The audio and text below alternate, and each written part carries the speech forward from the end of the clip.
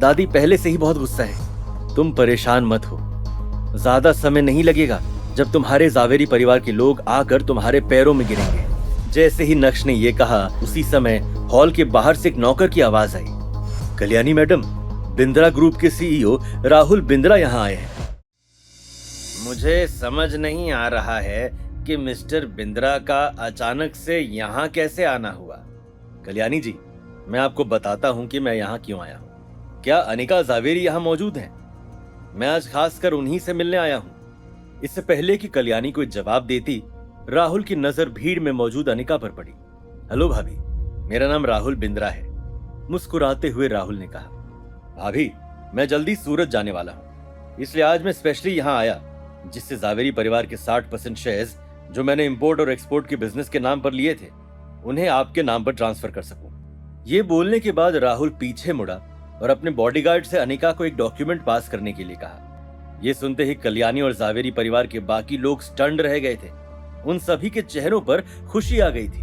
भाभी, लेकिन एक चीज मैं आपको क्लियर कर देना चाहता हूँ। इन शेयर्स की कीमत 400 करोड़ रुपए है, जो मैंने तय की थी। मैं उन शेयर्स को आपको सिर्फ इसलिए दे रहा हूँ क्योंकि मुझे आपके ऊपर पूरा भरोसा है, बस और कोई कारण नहीं है।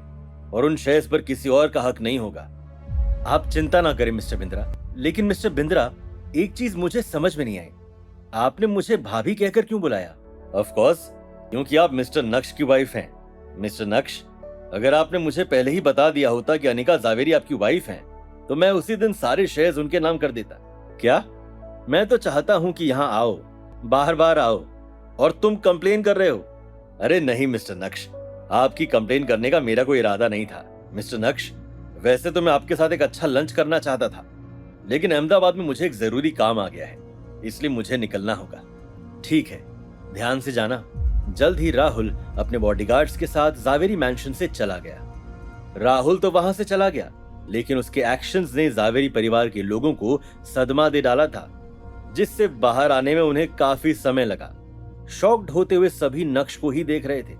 नक्श के मिस्टर बिंद्रा के साथ इतने अच्छे रिश्ते कैसे हो सकते हैं? यही सवाल सबके मन में दौड़ रहा था।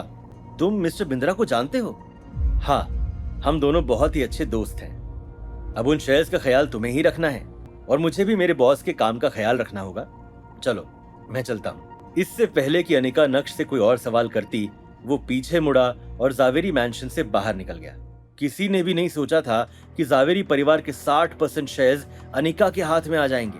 दूसरी तरफ जैसे ही नक्श भानुशाली ग्रुप के ऑफिस पहुंचा, उसी समय अचानक से नक्श के कैबिन का दरवाजा खुला और नॉक करते हुए सेक्रेटरी नंदिता अंदर आई। सर, कोई आपको ढूंढते हुए यहाँ आए हैं। मुझे ढूंढते हुए? नक्श एक बार फिर से कंफ्यूज हो गया। लेकिन जैसे ही वो दो इंसान नक्श के कैबिन में दाखिल हुए, वैसे ही नक्श खुशी से अपनी चेयर से उठा। मम्मी, पापा, आप सूरत कब आए? आइए आइए, आप दोनों यहाँ बैठिए। नक्श, मैंने सुना कि तुम्हारे चाचा ने भानुशाली ग्रुप तुम्हारे नाम कर दिया, इसलिए बस देखने चला आया कि ये सच है या फिर सिर्फ एक अफवाह। बेटा, क्या तुम सच में भानुशाली ग्रुप के सीईओ बन गए हो? हाँ मम्मी पापा, मैंने इस परिवार की बहुत मदद की, इसलिए चाचू ने भानुशाली ग्रुप मुझे दे दिया है। मैं आप दोनों को यहाँ बुलाकर सरप्राइज देना चाहता था, लेकिन आपने तो मुझे ही सरप्राइज दे दिया। इस खुशी को मैं कॉल पर नहीं कहना चाहता था, इसलिए मैंने कॉल नहीं किया। खैर, अब आप दोनों सूरत आ ही गए हैं, तो आपको वापस अहमदाबाद जाने की कोई जरूरत नहीं है। मैंने एक विला खरीदा है, आप दोनों मेरे साथ ही रहेंगे। दरअसल यहाँ आने का हमारा एक और मकसद था। हम तुम्हें गुड न्यूज देना चाहते थे। तुम्हारे कजन अंतिम की कल शादी है। धीमी आवाज में अभी जितेन भाई नक्श को खुशखबरी सुना ही रहे थे कि तभी अचानक से नक्श का फोन बजा।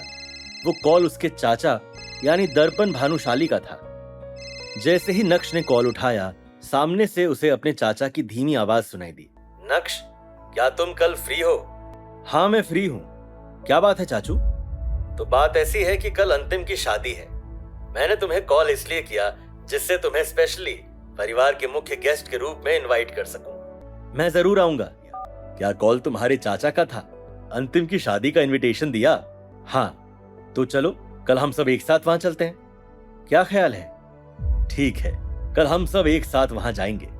जितेन भाई ने खुश होते हुए नक्श की ओर देखा। बेटा, अब तुम बहुत ही बड़ी पोजीशन पर हो, अपनी कुर्सी का सम्मान करना। तुम्हारे पास बहुत काम होगा, तुम कंटिन्यू करो। मैं और तेरे पापा सूरत काफी समय बाद आए हैं, हम थोड़ा घूम आते हैं। अपने माँ बाप के जाने के बाद नक्श ने तुरंत ही अपनी सेक्रेटरी नंदिता को बुलाया और अपने पापा के लिए एक शानदार सूट का इंतजाम करने के लिए कहा। अंतिम की शादी मुंबई में हो रही थी, इसलिए अगली सुबह जल्द ही नक्श अपने माँ बाप को लेकर मुंबई के लिए निकल गया। मुंबई पहुंचने में उन्हें 4 घंटे लगे। हालांकि अभी शादी का समय नहीं हुआ था, लेकिन उसके बाद भी भानुशाली परिवार के विला के बाहर अनगिनत लग्जरी कार्स का मेला लग गया था। अंतिम, जो दरवाजे के बाहर खड़े होकर गेस्ट का वेलकम कर रहा था, वो अचानक से खुश हो गया जब उसने नक्श को देखा। भाई, फाइनली तू आ गया, मैं तेरा ही इंतजार कर रहा था। भाई, मैंने भी तुझे बहुत मिस किया। नक्श भी जोर जोर से अंतिम की पीठ थपथपाने लगा। गले लगने के बाद अंतिम का ध्यान नक्श से हटकर जितेन भाई और जानकी पर गया। क्या इस शादी में होने वाला था कुछ बवाल? नक्श अपनी पहचान को यहाँ भी छिपा पाएगा या कोई खोल देगा उसके राज? और क्या अनिका को मिले हुए शेयर्स को छीन लेगा जावेरी परिवार? ये जानने के लिए देखिए अगला एपिसोड सिर्फ पॉकेट FM के YouTube चैनल पर। और इंस्टा एम्पायर के सारे एपिसोड्स को सुनने के लिए डिस्क्रिप्शन में दी गई लिंक से डाउनलोड कीजिए पॉकेट FM ऐप।